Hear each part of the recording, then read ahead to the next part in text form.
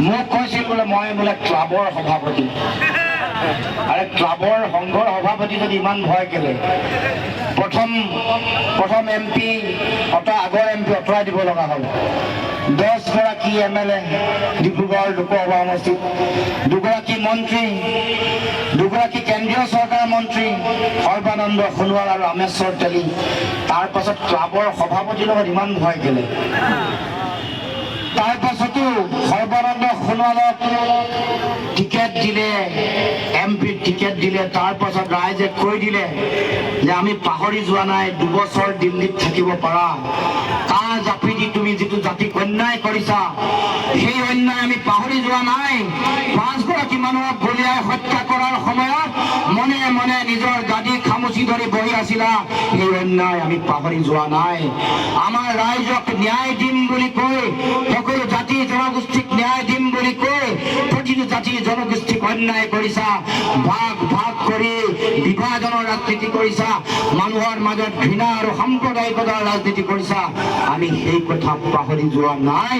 আৰু সেইকাৰণে ৰাইজে এইবাৰ সঠিক শক্তিশালী উত্তৰ ইতিমধ্যে দিছে। প্ৰথম পৰ্যায়ৰ নিৰ্বাচনত এইবাৰ ৰাইজৰ চুনামিত আমাৰ পদুম উৎখাত হৈ গৈছে। ৰাইজৰ চুনামি, জনতাৰ চুনামি। এইবাৰ বিজেপিৰ প্ৰাৰ্থীৰ লগত আমাৰ লুৰিণজ্যোতি গগৈ বা প্ৰদ্যুৎ বৰদলৈৰ যুঁজ হৈ থকা নাই। এইবাৰ বিজেপিৰ প্ৰাৰ্থীৰ লগত চৰকাৰী পক্ষৰ লগত এইবাৰ ৰাইজৰ যুঁজ হৈছে, ৰাইজৰ পোনপটীয়া ফাইট হৈছে। এতিয়া এইবাৰ ডাইৰেক্ট এইবাৰ আমাৰ সাধাৰণ মানুহৰ, জনগণৰ, ৰাইজৰ এইবাৰ যুঁজ হৈছে, ৰাইজৰ যুদ্ধ হৈছে। আৰু সেইকাৰণে এইবাৰ গণতন্ত্ৰত বুজি পাব যে ৰাইজে ৰজা, ৰাইজে ইচ্ছা কৰিলে যিকোনো কাম কৰিব পাৰে। গতিকে আহক ৰাইজ, আমি বিনামূলীয়া চাউল অৰুণোদয় দি ৰাইজক অকণমান 1 চামুচ দিছে। এতিয়াতো ৰাইজৰ পৰা যিমান চুচিছে, যিমান কলকাতাত লগাইছে, বেলচাত এতিয়া জেগা নাইকিয়া, ঠায়ে নাই, বেলচা সৰু হৈ গৈছে। এতিয়া ডাইৰেক্ট ৰাইজৰ পৰা একদম JCB লগাই দিয়ে, JCB লগাই ৰাইজৰ পৰা একদম কলকাতাত উঠাই লৈ যায়। গতিকে এইখন চৰকাৰ আমাৰ সাধাৰণ খাটি খোৱা শ্ৰমিক কৃষকৰ এখন বন্ধু চৰকাৰ নহয়। এইখন চৰকাৰ আম্বানী, আদানী আৰু ৰামদেৱৰ বন্ধু চৰকাৰ, তেওঁলোকৰ মিত্ৰ চৰকাৰ। গতিকে আমাৰ বন্ধু চৰকাৰ নহয়। গতিকে ৰাইজ, মই আহ্বান জনাইছো 26 তাৰিখ বিনামূলীয়া চাউল অৰুণোদয় দি ৰাইজক অকণমান 1 চামুচ দিছে। এতিয়াতো ৰাইজৰ পৰা যিমান চুচিছে, যিমান কলকাতাত লগাইছে, বেলচাত এতিয়া জেগা নাইকিয়া, ঠায়ে নাই, বেলচা সৰু হৈ গৈছে। এতিয়া ডাইৰেক্ট ৰাইজৰ পৰা একদম JCB লগাই দিয়ে, JCB লগাই ৰাইজৰ পৰা একদম কলকাতাত উঠাই লৈ যায়। গতিকে এইখন চৰকাৰ আমাৰ সাধাৰণ খাটি খোৱা শ্ৰমিক কৃষকৰ এখন বন্ধু চৰকাৰ নহয়। এইখন চৰকাৰ আম্বানী, আদানী আৰু ৰামদেৱৰ বন্ধু চৰকাৰ, তেওঁলোকৰ মিত্ৰ চৰকাৰ। গতিকে আমাৰ বন্ধু চৰকাৰ নহয়। গতিকে ৰাইজ, মই আহ্বান জনাইছো 26 তাৰিখ হিচাপে যাতে সদায় কাম কৰি থাকিব পাৰো, তাৰ কাৰণে সকলোৱে আশীৰ্বাদ কৰিব, সকলোৱে দোৱা কৰিব, যাতে অসম মাতৃৰ কাৰণে যাতে গোটেই জীৱন সেৱা কৰি থাকিব পাৰো। আৰু সকলো ৰাইজকে কংগ্ৰেছৰ হাতৰ চিনত ভোট দি বিপুল বিবৰ্ধনত প্ৰদ্যুৎ বৰদলৈ জয়লাভ কৰি দিল্লীলৈ আপোনালোকৰ কণ্ঠ হিচাপে পঠিয়াওক, তাকে আহ্বান জনাই মেচিনৰ সন্মুখত থিয় হোৱাৰ লগে লগে ৰাইজৰ মনত পৰিব লাগিব 90, 100 আৰু 110 টকীয়া মিঠাতেল ডাবল চেঞ্চুৰী 200 টকা পাৰ কৰিলে। পেট্ৰল ডিজেল 50ৰ পৰা 60ৰ ভিতৰত আছিল, এতিয়া কিমান হ'ল? 100 পাৰ কৰিলে। মাটিৰ খাজানা কিমান বাঢ়িল? 5 গুণ বাঢ়িছে, 5 গুণ বাঢ়িছে বিজেপিৰ দিনত। লাইটৰ বিল কেইবাৰ বাঢ়িল বিজেপিৰ দিনত? কেইবাৰ বাঢ়িল? আপোনালোকে নাজানে? 7.5 বছৰ বিজেপি অসমত চৰকাৰ চলাইছে, দুজন মুখ্যমন্ত্ৰী লৈ 7.5 বছৰত 9 বাৰ বিদ্যুতৰ মাচুল বাঢ়িছে, 9 বাৰ লাইটৰ বিল বাঢ়িছে, 9 টাইমছ 9 বাৰ বাঢ়িছে। আৰু তাৰ পাছতো বিজেপিক ৰাইজে ভোট দিবনে? গতিকে ৰাইজৰ দায়িত্ব বিজেপিক অসমৰ মাটিৰ পৰা পুনিয়ে পুকাই উৎখাত কৰা, পুনিয়ে পুকাই উৎখাত কৰিবৰ কাৰণে ৰাইজৰ সিদ্ধান্ত ল'ব লাগিব। গতিকে জেনেৰেল ছেক্ৰেটাৰী আছিলো গুৱাহাটীত, তেতিয়া কয় মোৰ লগত থকা মানুহবোৰ বোলে গোটেই মাংস কটা বেপাৰী, চব্জি বেপাৰী, সেইবোৰ দি বোলে লুৰিণজ্যোতি গগৈয়ে কা আন্দোলন কৰিছে। তাৰমানে আমাৰ মুছলমান ৰাইজক অপমান কৰিছে, আমাৰ মুছলমান ৰাইজক অপমান কৰিছে। গতিকে এই যে অপমান, এই যে মুছলমান য'ত থাকে তাতে উচ্ছেদ কৰে, মুছলমান মানুহে যদি কিবা কৰে ভৰিৰ তলত গুলিয়াই দিয়ে, এই যে ভয় ভাবুকি খুৱাই, এই যে মুছলমান মানুহৰ ভোট নালাগে, মিয়াৰ ভোট নালাগে বুলি কয়, এইবোৰ মুছলমান মানুহৰ প্ৰতি অপমান হয় নে নহয়? আৰু যদি হয় তেতিয়াহ'লে 2024 চনৰ লোকসভাৰ নিৰ্বাচনত ইয়াৰ উত্তৰ দিব লাগে নে নালাগে? আৰু যদি লাগে অহা 26 তাৰিখে আপোনালোকে সকলোৱে দলে বলে ওলাই, এনেকুৱা মুছলমান অঞ্চলত এঘৰো বাকী থাকিব নালাগে, বয়সস্থ মানুহ থাকিব নালাগে, সকলো ওলাই আহি সকলোৱে EVM মেচিনৰ সন্মুখত থিয় হৈ ভোট দিব লাগিব, সকলোৱে ভোট দিব লাগিব। EVMৰ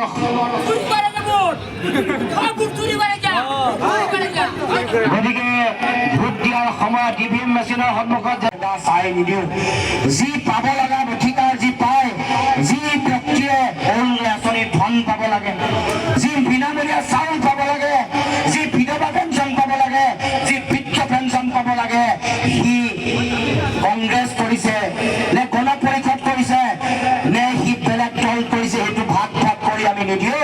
পাব লগা উপযুক্ত প্ৰতিগৰাকী মানুহে অধিকাৰ পাব, সুবিধা পাব, ভাগ ভাগ কৰি নহয়, যি দুখীয়া মানুহে পাব লগা অধিকাৰ পাব, মানুহে পাব লগা অধিকাৰ পাব। আমাৰ চৰকাৰ ৰাইজৰ চৰকাৰ, জনতাৰ চৰকাৰ, চৰকাৰ মানুহৰ কাৰণে, চৰকাৰ বিজেপি নেতাৰ তেওঁলোকৰ ঘৰ বনাবৰ কাৰণে, দুৰ্নীতি সিন্ডিকেট কৰি টকা ঘটিবৰ কাৰণে নহয়, সাধাৰণ মানুহৰ ভালৰ কাৰণে চৰকাৰ হয়। আৰু চৰকাৰ প্ৰতিগৰাকী মানুহৰ অধিকাৰ চাব লাগিব, প্ৰতিগৰাকী মানুহৰ অধিকাৰ নিশ্চিত কৰিব লাগিব, প্ৰত্যেকেই অধিকাৰ পাব লাগিব। আৰু সেইকাৰণে আমি সেই দায়িত্ব আমি ইতিমধ্যে পালন কৰি ৰাইজক কৈছোঁ যে যিমানবোৰ অন্যায় কৰি থকা হৈছে, যিমানবোৰ ভাগ ভাগ কৰি ৰাজনীতি কৰিছে, তাৰ বিৰুদ্ধে আমি সিদ্ধান্ত ল'ম, তাৰ বিৰুদ্ধে আপোনালোকক সকলোকে ন্যায় দিম। আৰু এই কোনোবাই আঁচনি যদি পাইছে যদি আপোনালোকে ভাবিব নালাগে যে আমি বিজেপিক ভোট দিব লাগিব, কাৰণ এই যে আঁচনিৰ ধন দিছে, এই আঁচনিৰ ধনটো তেওঁলোকৰ নিজৰ ঘৰৰ টকা নহয়, বিজেপিয়ে ইলেক্ট্ৰেল বণ্ডৰ নামত যি টকা ঘটিলে তাৰোতো পইচা নহয়। আটাইতকৈ পৃথিৱীৰ ডাঙৰ চান্দা পাৰ্টি কোন কওকচোন? এই ইলেক্ট্ৰেল বণ্ডৰ নাম শুনিছিলে নাই মাজতে যে?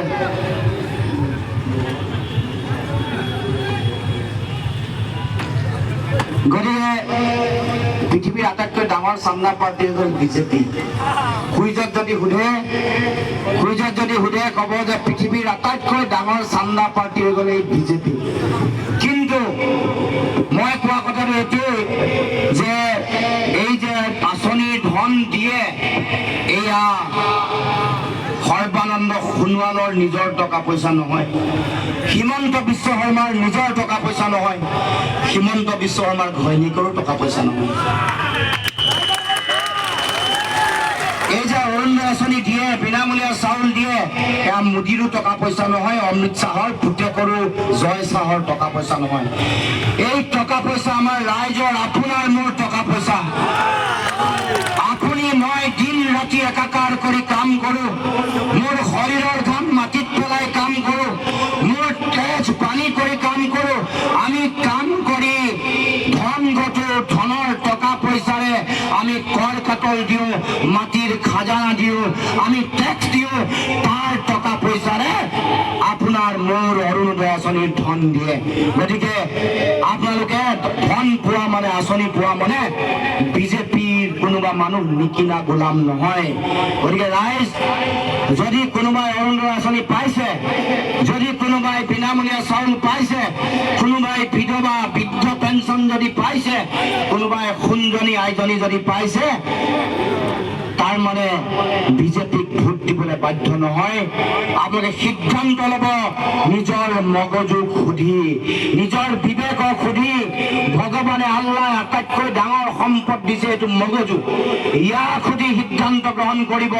কোনো বিজেপিৰ কথাত ভয় ভাবুকি দম দাদাগিৰিত তলা চাবিৰ তেওঁলোকৰ প্ৰৰোচনাত পৰি কেতিয়াও ভোট নিদিব। ৰাইজ এবাৰ নিজক সুধিব, নিজৰ হৃদয়ক সুধিব, অন্তৰক সুধিব, নিজৰ মগজু সুধিব যে দেশৰ সংকটৰ সময়ত আমি কি কৰাটো উচিত, মুছলমান ৰাইজে কি কৰা উচিত, অসমৰ খিলঞ্জীয়া ৰাইজে কি কৰা উচিত, সেইবোৰ সুধি সিদ্ধান্ত গ্ৰহণ কৰিব লাগিব।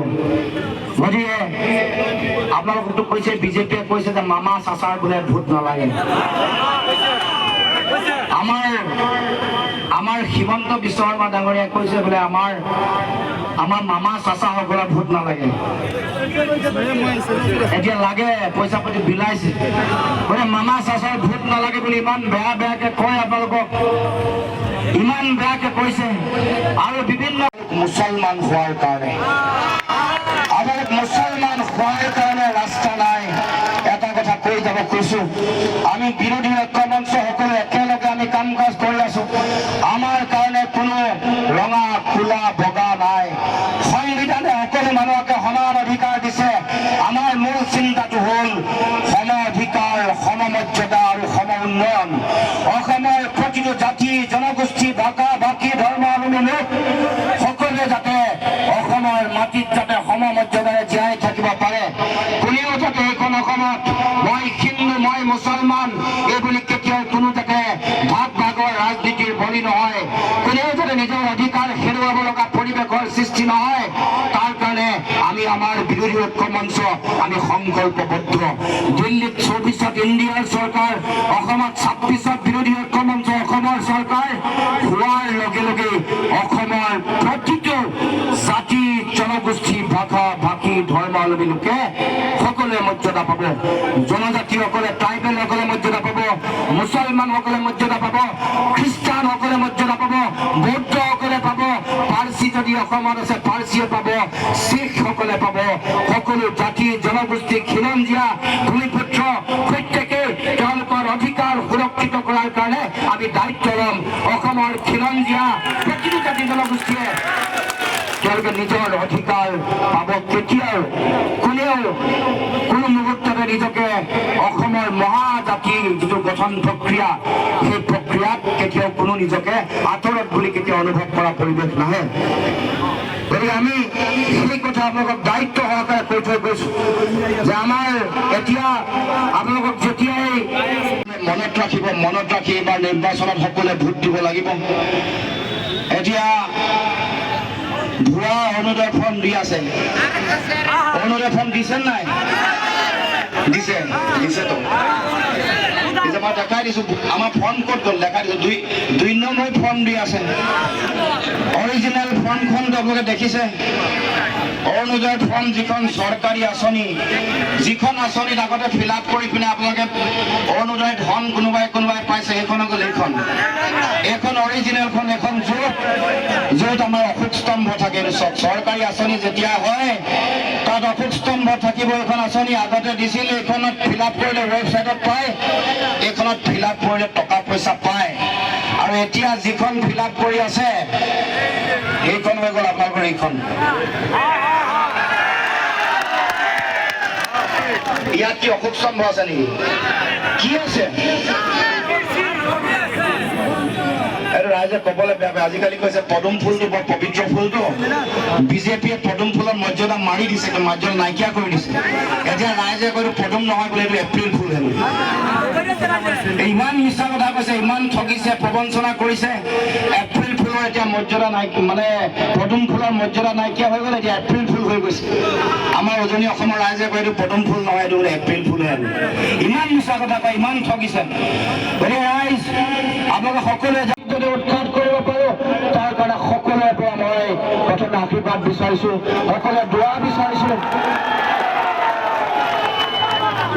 আশীৰ্বাদ কৰিব যাতে অসমৰ কাৰণে সদায় যুঁজি থাকিব পাৰোঁ।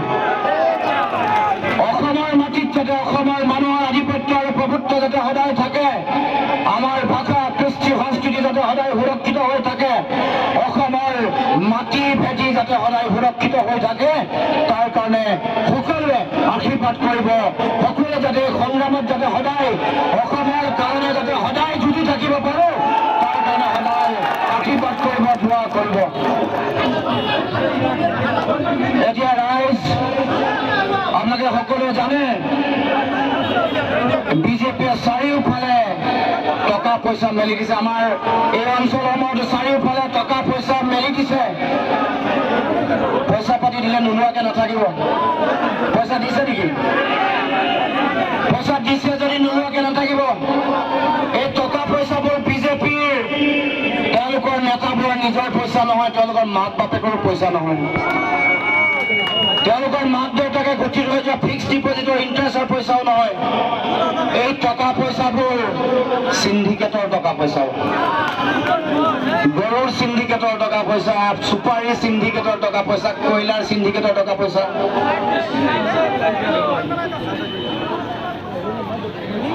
গতিকে চিণ্ডিকেটৰ টকা পইচা দিব। এতিয়া এই যাদুবোৰ দেখিছেনে? পিচি চৰকাৰ যাদু, এনেকে হাৱাত এনেকে টানি দিলে পইচা আহি যায়। এতিয়া আপোনালোকৰ এই অঞ্চলবোৰতো বিজেপি এনেকুৱা পইচা মেলি দিছে, এইফালে টানিলে হালধীয়া ওলাব, এইফালে টানিলে নীলা ওলাব। পইচা চাৰিওফালে আকাশে বতাহে পইচা। পইচা দিলে লৈ ল'ব, পইচা নোলোৱাকে নাথাকিব। পইচা লৈ ল'ব কিন্তু কাম জেগাত কৰিব। কাম ক'ত গম পাইছে নহয়? কাম মই কি দেখুৱাই আছো, কাম। আৰু ৰাইজ এটা কথা মনত ৰাখিব, ধৰ্মীয় সংখ্যালঘু মুছলমান ৰাইজক কৈছো, বদৰুদ্দিন আজমলক যেতিয়ালৈকে ভোট দি থাকিব মুছলমান মানুহে, তেতিয়ালৈকে অসমৰ মাটিত বিজেপিয়ে চৰকাৰ কৰিব।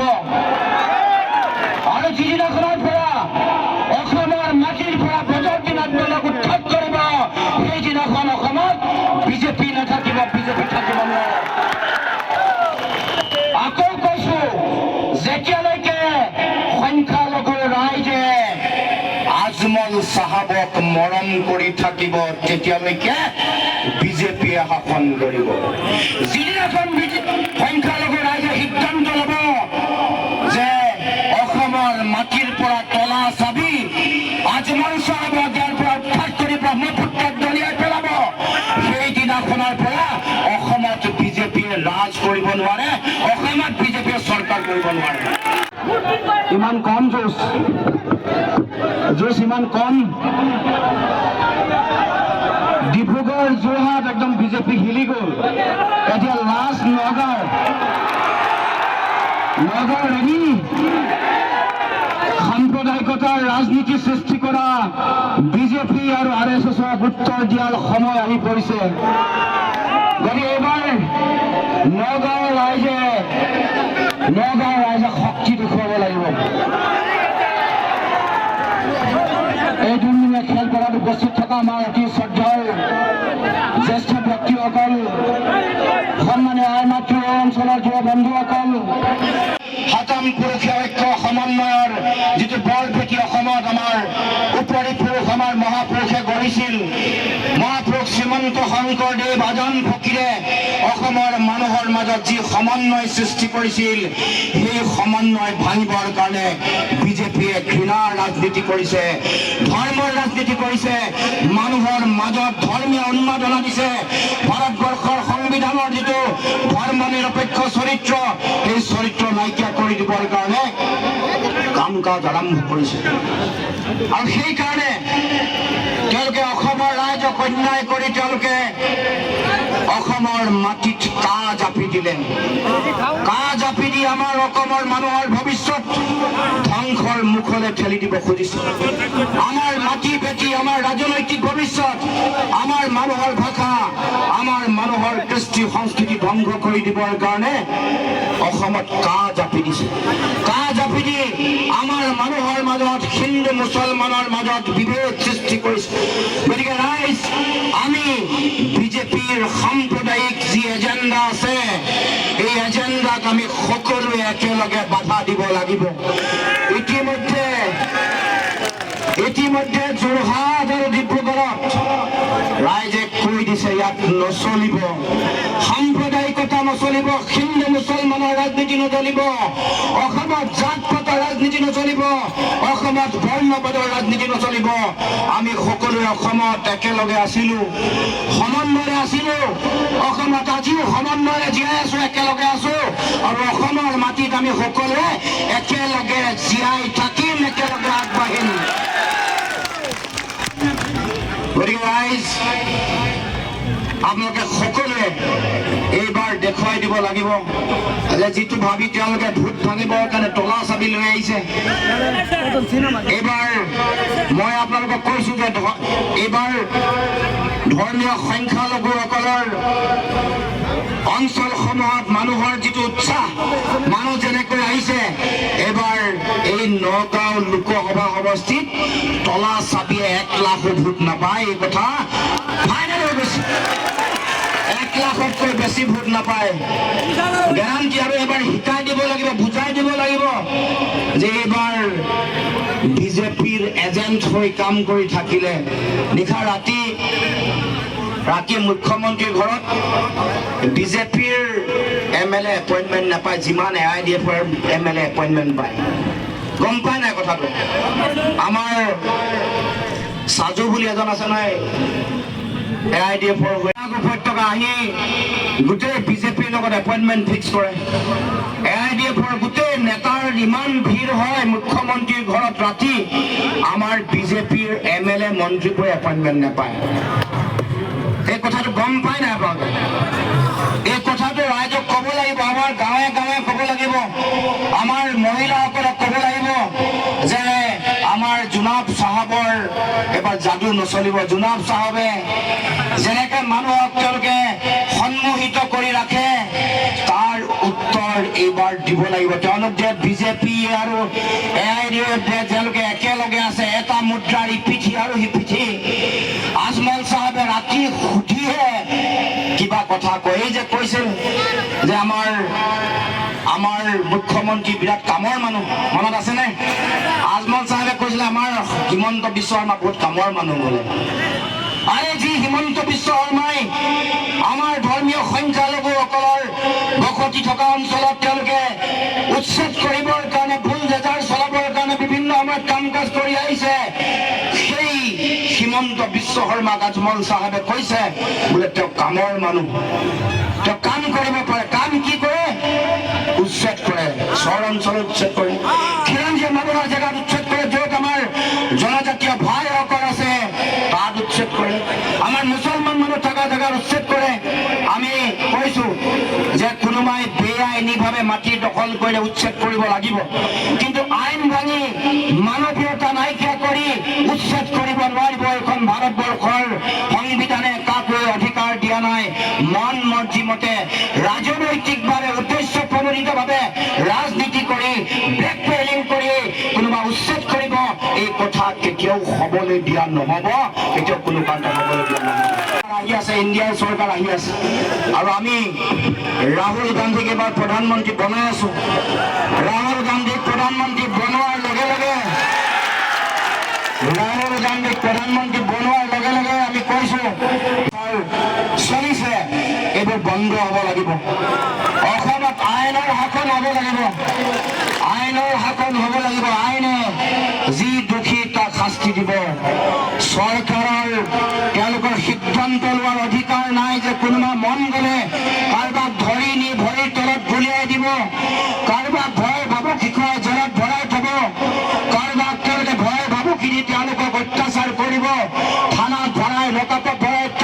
পাৰিব অসমত আমি বিজেপিক জংগল ৰাজ কৰিবলৈ আমি অসম এৰি নিদিওঁ চৰকাৰ এৰি নিদিওঁ এখন অসমত জংগল ৰাজ চলি থকা যিটো পৰিৱেশ এইটো বন্ধ হ'ব লাগিব এইটো বন্ধ কৰিম আৰু দিল্লীত যেতিয়া ইণ্ডিয়াৰ চৰকাৰ হ'ব যেতিয়া প্ৰধানমন্ত্ৰী ৰাহুল গান্ধী হ'ব তেতিয়া লগে লগে এইবোৰ কথা কম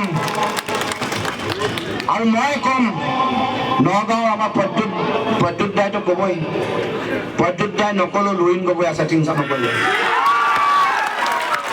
যিমান অন্যায় হৈছে যিমান আমাৰ অধিকাৰ কাঢ়ি লৈছে যিমান আমাৰ হিন্দু মুছলমানৰ নামত সাম্প্ৰদায়িকতা ঘৃণা বিভাজন আৰু সংকীৰ্ণতাৰ ৰাজনীতি কৰিছে এই সকলো কথা মই ৰাহুল গান্ধী ডাঙৰীয়াক কম আৰু কম যে আমাৰ অসমৰ মানুহক ন্যায় দিব লাগিব অসমৰ মানুহৰ মাজত সমন্বয় আমি অসমৰ ৰাইজে পাব লগা যি অধিকাৰ সেই অধিকাৰ দিবৰ কাৰণে সিদ্ধান্ত ল'ব লাগিব আমাৰ যিসকলে দুৰ্নীতি কৰিছে যিসকলে লুই বাজাৰ কেলেংকাৰী কৰিছে যিসকলে উত্তৰ কাছাৰ কেলেংকাৰী কৰিছে সেইসকলক জেলত দিয়াৰ দায়িত্ব ৰাহুল গান্ধীয়ে ল'ব লাগিব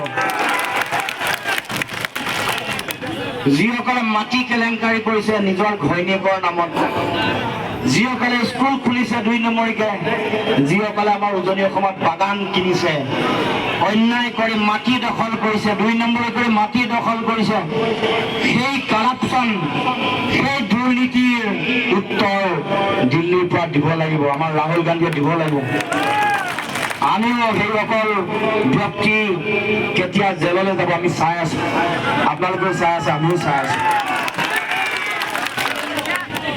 ৰাইজ আমি একেলগে আমি সকলোৱে আগবাঢ়িব লাগিব এতিয়া এই অঞ্চলসমূহত আমি কংগ্ৰেছ জিন্দাবাদ ৰাহুল গান্ধী জিন্দাবাদ সকলোৰে সুস্বাস্থ্য কামনা কৰি 26 তাৰিখত আপোনালোকৰ বহুমূলীয়া ভোটটি আমাৰ প্ৰাৰ্থী প্ৰদ্যুৎ বৰদলৈ ডাঙৰীয়াক দি পেলাই আপোনালোকৰ পৰিয়ালৰ ভৱিষ্যত সুমংগল কামনা কৰি বুলি মোৰ বক্তব্য কৈ পেলাই মোৰ বক্তব্য মই ইয়াতে সামৰিলোঁ ধন্যবাদ জনাইছোঁ মুখ্যমন্ত্ৰীয়ে মানে ভুৱা সপোনতে চলিব লাগিব তেওঁলোকৰ এইবাৰ বিজেপিয়ে তেওঁলোকৰ যিটো মিছা ৰাজনীতি প্ৰলোভন সাম্প্ৰদায়িকতা বিভাজনৰ ৰাজনীতি এবাৰ নচলিব এইবাৰ ৰাইজৰ যিটো শক্তি এই শক্তি প্ৰমাণ হ'ব বিজেপিৰ প্ৰাৰ্থীৰ লগত এবাৰ আমাৰ বিৰোধী শিবিৰৰ প্ৰাৰ্থীগৰাকী যুদ্ধত নাই এইবাৰ যুদ্ধত বিজেপিৰ লগত পোনপটীয়াকৈ সাধাৰণ জনগণ যাক অন্যায় কৰা হৈছে যাৰ বিৰুদ্ধে বিভিন্ন জাতীয় অন্যায় কৰিছে বিভিন্ন জাতি জনগোষ্ঠী সাধাৰণ জনগণক বিভিন্ন ধৰণে অন্যায় কৰিছে অত্যাচাৰ কৰিছে গণতান্ত্ৰিক অধিকাৰ খৰ্ব কৰিছে মূল্য বঢ়াইছে মূল্য বৃদ্ধি কৰি কৰ কাটল বঢ়াই বিভিন্ন ধৰণে অত্যাচাৰিত কৰাৰ বিৰুদ্ধে এইবাৰ ৰাইজে ভোট দিছে সেইকাৰণে ইতিমধ্যে যোৰহাট আৰু ডিব্ৰুগড় বিজেপিৰ ভেটি উচন হৈছে ৰাইজে সিদ্ধান্ত লৈছে বিজেপিক উৎখাত কৰিবৰ কাৰণে যোৰহাট আৰু নগাঁও কি হ'ব নগাঁৱত একেবাৰে জয় 100% ফাইনেল হৈ গৈছে আজি সভাৰ উপস্থিতিয়ে চাৰিওফালে আপোনালোকে দেখিছে চুনামি জনগণৰ চুনামিত নগাঁৱত এবাৰ বিজেপি উৎখাত হ'ব চাওক এতিয়া আমাৰ চবতে ভাল চলি আছে নগাঁও ভাল চলি আছে গুৱাহাটী ভাল চলি আছে ধুবুৰী ভাল চলি আছে আমাৰ কৰিমগঞ্জ এইবোৰ মই পোৱা খবৰ আৰু মই নিজৰ সমষ্টিৰ পৰা ওলাই আহিছোঁ এতিয়া আৰু খবৰ আহিব মোৰ এইকেইখনৰ খবৰ আহিছে যে ধুবুৰী ভাল গুৱাহাটী ভাল নগাঁও ভাল কৰিমগঞ্জ ভাল আৰু য'ত বেয়া আমি জোৰ দি ভাল কৰিম